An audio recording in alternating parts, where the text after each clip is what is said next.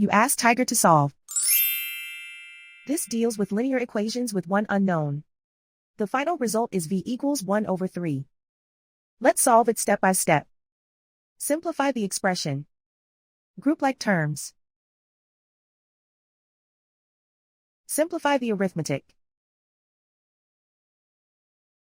Group all constants on the right side of the equation. Add 5 to both sides. Simplify the arithmetic.